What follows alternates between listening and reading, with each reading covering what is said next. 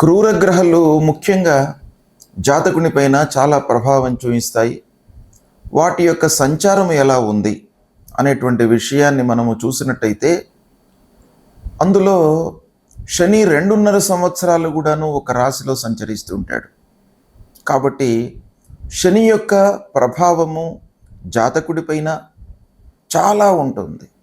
అయితే ఈ శని ముఖ్యంగా రుజుమార్గంలో ప్రయాణిస్తున్నప్పుడు ఎలాంటి ప్రభావాన్ని చూపిస్తాడు, వక్రగతిలో సంచరిస్తున్నప్పుడు ఎలాంటి ప్రభావాన్ని చూపిస్తాడు, అస్తంగతత్వాన్ని పొందినప్పుడు ఎలాంటి ప్రభావాన్ని చూపిస్తాడు అనే విభిన్న కోణాలలో మనం చూసినట్టయితే 13 జూలై 2025 రోజున ఉదయం 9:30 వక్రంలోకి ప్రవేశిస్తున్నాడు.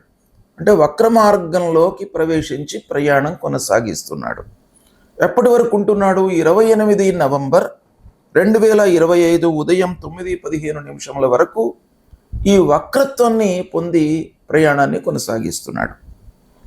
అంటే ముఖ్యంగా ఈ సమయంలో అంటే 13 జూలై 2025 నుండి 28 నవంబర్ 2025 మధ్య కాలంలో అంటే శనేశ్వరుడు వక్ర మార్గాన్ని పొంది ప్రయాణిస్తున్నటువంటి సమయం లోపల ఈ రాసులలో జన్మించినటువంటి వారికి, ముఖ్యంగా ద్వాదశ రాసులలో జన్మించినటువంటి వారికి ఎలాంటి ఫలితాలు ఉంటాయి, మామూలుగా రుజుమార్గంలో ఉన్నప్పుడు ఎలాంటి ఫలితాలు ఇస్తాడో వక్రించినప్పుడు అలాంటివే ఇస్తాడా, ఏమైనా దానికి విభిన్నమైనటువంటి ఫలితాలు ఇస్తాడా అనేటువంటి విషయాన్ని మనం విశ్లేషించి తెలుసుకుందాం. అయితే ఈ వక్రిస్తూ ఉన్నటువంటి సమయం లోపల శని భగవానుడు ఉత్తరాభాద్ర నక్షత్రం 2వ పాదంలో సంచరిస్తున్నాడు. 18 ఆగస్టు 2025 రోజున ఉత్తరాభాద్ర నక్షత్రం 1వ పాదంలోకి ప్రవేశిస్తున్నాడు. తదనంతరము 3 అక్టోబర్ 2025 రోజున పూర్వభాద్ర నక్షత్రం 4వ పాదంలోకి ప్రవేశిస్తున్నాడు. ఇది వక్రిస్తున్నటువంటి సమయం లోపల ఉత్తరాభాద్ర, పూర్వభాద్ర అంటే ఉత్తరాభాద్ర 2వ పాదము, ఉత్తరాభాద్ర 1వ పాదము, మళ్ళీ పూర్వభాద్ర 4వ పాదములోకి ప్రయాణించి ఈ విధంగా సంచరిస్తున్నాడు వక్రగతి లోపల. అయితే ఈ సమయం లోపల ఎలాంటి ఫలితాలు ఉంటాయి అనే విషయాన్ని చూసినట్టయితే ముందుగా మేషరాశిలో జన్మించినటువంటి వారికి ఈ వక్రిస్తూ ఉన్నటువంటి సమయంలో శనీశ్వరుడి యొక్క ప్రభావం ఎలా ఉంటుంది అనే విషయాన్ని మనం చూసినట్టయితే సాధారణంగా మేషరాశి వారికి ద్వాదశ స్థానంలో సంచరిస్తున్నాడు. అంటే మేషరాశి జాతకులకు ద్వాదశ స్థానంలో ఆల్రెడీ ఉన్నాడు. 12వ స్థానం ఏళ్నాటి శని ప్రభావంలో ఉన్నారు మేషరాశి వారు. ద్వాదశ స్థానంలో ఉన్నాడు గనక మరి ద్వాదశ స్థానంలో సంచరిస్తున్నటువంటి సమయంలో వక్రత్వాన్ని పొందినాడు. కాబట్టి ఈ సమయం ఎలా ఉంటుంది అనేది మనం చూసినట్టయితే ఈ ద్వాదశ స్థానంలో సంచరించేటువంటి సమయము కొంత ఏకాదశ స్థానంలో సంచరిస్తున్నటువంటి ప్రభావాన్ని చూపిస్తాడు. అంటే వక్రత్వాన్ని పొందినటువంటి గ్రహకు ఎక్కువ బలము ఉండదు. కాబట్టి సాధారణంగా ఏదైతే హానికరమైనటువంటి ప్రభావము మనకు శని మూలకంగా జరుగుతుందో ఈ వక్రించినటువంటి సమయం లోపల అలాంటి దుష్ప్రభావము ఈ మేషరాశి జాతకులకు ఎక్కువగా ఉండదు. ఇది మీరందరూ కూడాను గమనించవలసినటువంటి విషయము. కనుక మరి ద్వాదశంలో వక్రిస్తున్నాడు కాబట్టి ఏకాదశ స్థానంలో కొంత ఫలితాన్ని ఇస్తాడు. కనుక ఈ మేషరాశి జాతకులకు ముఖ్యంగా శని ఎప్పుడైతే మనకు వక్రించి ఉన్నాడో మిగతా గ్రహాల యొక్క ప్రభావం ఎక్కువ ఉంటుంది. ఆ విధంగా మనం ఆలోచించినట్టయితే ఈ ద్వాదశ స్థానంలో మనకు ఎలాంటి ఫలితాలు ఇస్తున్నాడు? నలుగురి లోపల కొంత అపఖ్యాతి, అపకీర్తి, మనం చేసేటువంటి పనులు ముందుకు జరగకపోవడము, ఇలాంటివి ద్వాదశ స్థానంలో ఉన్నప్పుడు మనకు ఫలితాలు వస్తాయి. అయితే దీనికి కొంత విభిన్నంగా ఉండేటువంటి అవకాశాలు ఉన్నాయి. అంటే కొంత మిక్స్డ్ రిజల్ట్స్ ఉంటాయి ఈ వక్రించినటువంటి సమయం లోపల. అంటే ఏళ్నాటి శని ప్రభావము కొంత తగ్గే అవకాశం బాగా ఉంటుంది మేషరాశి వారికి అనేటువంటి విషయం తెలుస్తుంది ఇక్కడ మనకు. తర్వాత ప్రారంభించినటువంటి పనుల లోపల మామూలుగా ద్వాదశ స్థానంలో ఉన్నట్టయితే ప్రారంభించినటువంటి పనుల లోపల నష్టం వాటిల్లుతుంది. ఇన్వెస్ట్మెంట్స్ మనం బ్లైండ్గా చేయవలసినటువంటి స్థితిని ఇస్తాడు. అయితే ఈ వక్రించినటువంటి సమయం లోపల కొంత మీరు విచక్షణ జ్ఞానంతో ముందుకు వెళ్ళే అవకాశాలు ఉన్నాయి. ఎందుకంటేను ఒక పక్కన గురు దృష్టి కూడాను లాభస్థానం పైన ఉంది. కాబట్టి శని ఎప్పుడైతే నిర్వీర్యం అవుతాడో, దుష్ప్రభావము నుండి తగ్గుతుందో, అప్పుడు గురువు యొక్క ప్రభావం పెరుగుతుంది. గురువు 11వ స్థానాన్ని చూస్తున్నాడు ఈ సమయం లోపల. కాబట్టి మీకు కొంత విచక్షణతో మీరు ఇన్వెస్ట్మెంట్ చేసేటువంటి అవకాశం బాగా ఉంటుంది. తర్వాత పనులు మీకు నిరాటంకంగా కొనసాగడం మూలకంగా కొంత సంతృప్తికి లోనయ్యే అవకాశాలు ఉన్నాయి. అయితే కొంత పనివారితో మట్టుకు ఇబ్బందులు ఉంటాయి. పనులు చేసేటువంటి సమయం లోపల తోటివారితో కానివ్వండి, హైయప్స్తో కానివ్వండి, కొన్ని ఇబ్బందులు ఉన్నప్పటికీ కార్య సాఫల్యం ఉండేటువంటి అవకాశాలు ఉన్నాయి.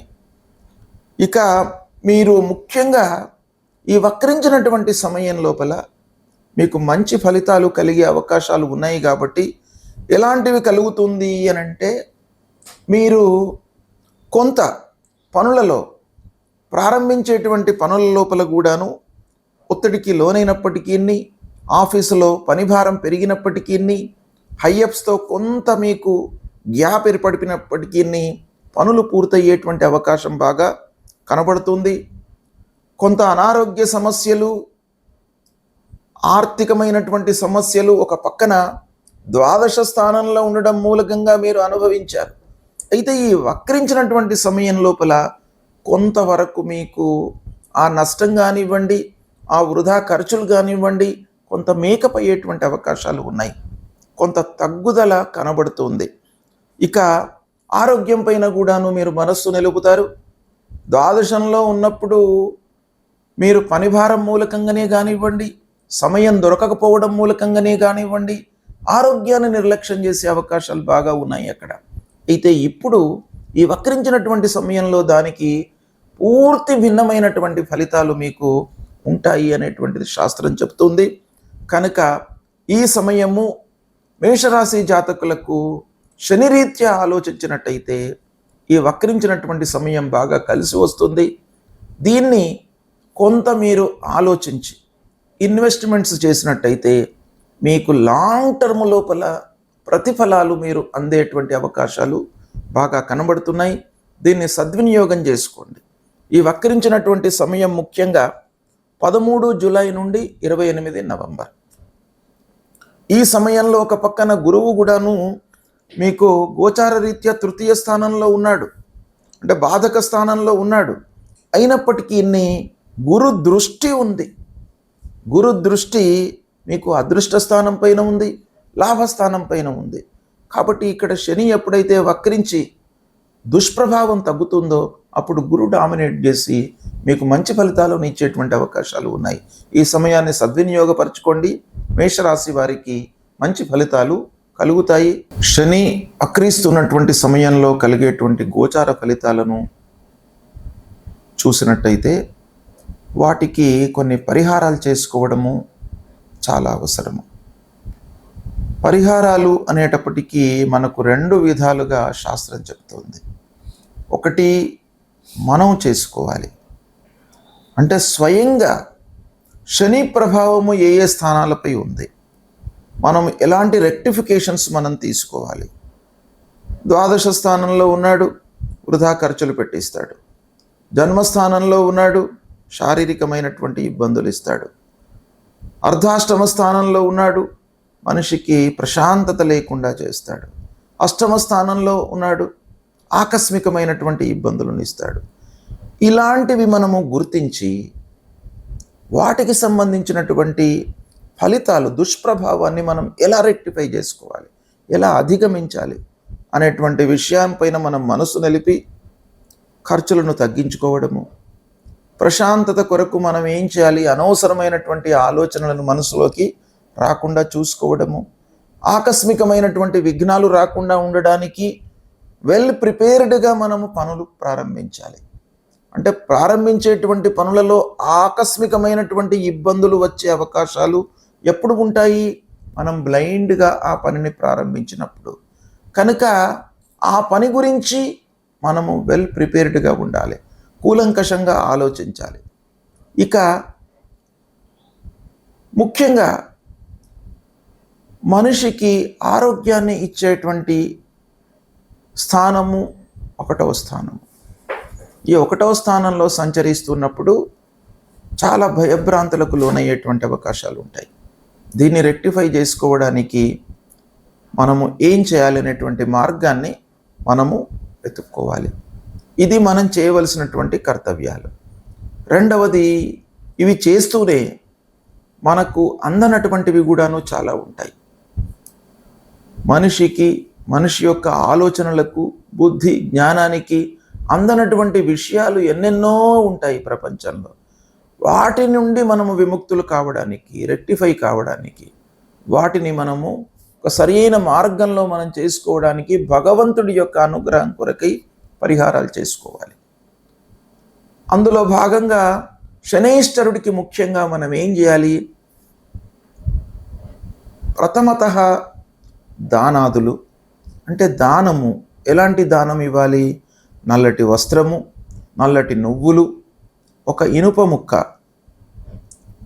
నువ్వుల నూనె, ఇవి దానంగా ఇవ్వండి. ఇది సామాన్యంగా అందరూ కూడాను, ఏ స్థాయిలో ఉన్నటువంటి వాళ్ళైనా కూడాను ఇవ్వడానికి అవకాశాలు ఉంటాయి. కాబట్టి దానానికి ప్రథమ ప్రాధాన్యత ఇవ్వండి, దానం చేయండి. తర్వాత శనైశ్వరుడి విగ్రహం పైన నువ్వుల నూనె పోసి అభిషేకం చేయండి. ఇక మూడవది, ప్రతినిత్యం కూడాను శనికి సంబంధించినటువంటి మూలమంత్రాన్ని జపించండి. నీలాంజన సమాభాసం రవిపుత్రం యమాగ్రజం ఛాయా మార్తాండ సంభూతం తం నమామి శనైశ్చరం అనేటువంటి ఈ మూలమంత్రాన్ని ప్రతినిత్యం కూడాను చదువుకోండి. అంతేకాకుండా శని ముఖ్యంగా అధైర్యాన్ని క్రియేట్ చేస్తాడు మీ లోపల. అధైర్యానికి కారకుడు, భయాందోళనకు కారకుడు. ఎందుకయ్యానంటే మనకి ఖర్చులు నియంత్రణలో లేకుండా ఉంటాయి. శని బాగలేనప్పుడు ఖర్చులు విపరీతంగా పెరిగిపోతాయి, రావాల్సినటువంటి డబ్బు రాదు. తద్వారా ఏమవుతుంది? మనిషి లోపల భయము ఆవహిస్తుంది. కనుక ఈ భయాన్ని నివృత్తి చేయడానికై మీరు ఆంజనేయ స్వామిని వేడుకోండి. ఆంజనేయ స్వామి దేవాలయానికి వెళ్ళండి. ఆ హనుమాన్ చాలీసా ప్రతినిత్యం కూడాను పారాయణం చేయండి. కేవలము ఒక మూలమంత్రం, మనోజవం మారుతతుల్య వేగం జితేంద్రియం బుద్ధిమతాం వరిష్టం వాతాత్మజం వానరయూత ముఖ్యం శ్రీరామదూతం శిరసా నమామి అనేటువంటి ఈ మంత్రాన్ని చదువుకుంటూ మీరు కార్యక్రమాలకు ప్రారంభము చేసుకోండి. ప్రయాణం ప్రారంభం చేసే సమయం లోపల కానివ్వండి, ఎక్కడికైనా కూడాను ఇంటి నుంచి ఆఫీసుకు వెళ్ళే సమయం లోపల ఆ భగవంతుణ్ణి స్మరించి మీరు ప్రారంభించినట్టయితే ఈ శనైశ్వరుడి మూలకంగా కలిగేటువంటి దుష్ప్రభావం దూరమవుతుంది. అదేవిధంగా అపమృత్యు దోష నివృత్తి కొరకై శివారాధన చేయండి. ఆ పంచముఖ మహామృత్యుంజయుణ్ణి ప్రతినిత్యం కూడాను ఆరాధన చేయండి. శివాలయానికి వెళ్ళండి, శివుణ్ణి దర్శించుకోండి. ఇవి చేసినట్టయితే మీకు శని మూలకంగా కలిగేటువంటి దుష్ప్రభావము దూరమవుతుంది. ఏ స్థానంలో ఉన్నప్పటికీ మనకు ఫైనల్గా భగవంతుడి యొక్క అనుగ్రహమే కావాలి. కాబట్టి భగవంతుణ్ణి మీరు కీర్తించండి, స్తోత్రం చేయండి, పారాయణం చేయండి, దర్శనం చేసుకోండి, గురువులను సందర్శించండి. ఇవి చేసినట్టయితే మీ లోపల భక్తి భావన పెరుగుతుంది. భక్తి పెరిగినట్టయితే మనిషికి కష్టాలను, దుఃఖాలను, నష్టాలను అధిగమించేటువంటి ఒక స్థైర్యం ఆ భగవంతుడు మీకు కల్పిస్తాడు. తద్వారా మీకు ఆ పరిహారం జరుగుతుంది. ఫలితాలు కూడాను మీకు అనుకూలంగా ఉంటాయి. శుభం.